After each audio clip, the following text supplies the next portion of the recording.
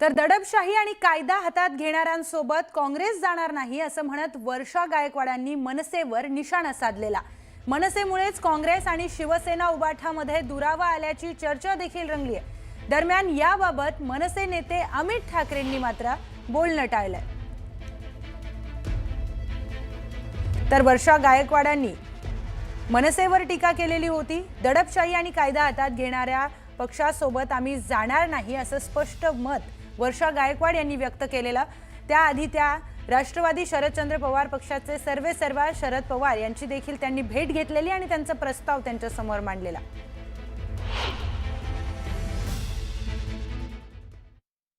Election हे सर्वांना बरोबर घेऊन केलं गेलं पाहिजे।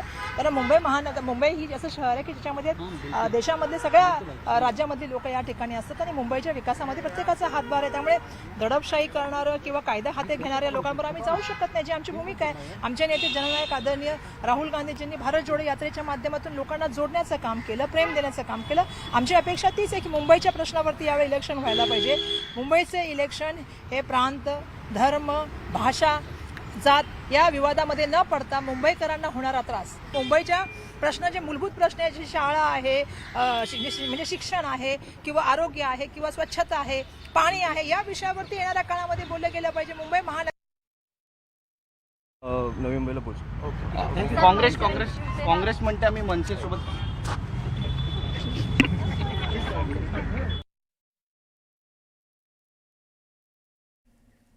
पुढची महत्त्वाची बातमी पाहूयात। काल पोलीस माझ्या घरी आले होते, पण मला काहीच माहिती नव्हतं। मी बाहेर गेलो होतो, ते घराच्या खाली आले तेही मला माहित नव्हतं, अशी प्रतिक्रिया अमित ठाकरेंनी दिली आहे। तर उद्या नवी मुंबईमध्ये पोलीस स्टेशनला जाणार असल्याचं देखील अमित ठाकरेंनी म्हटलंय।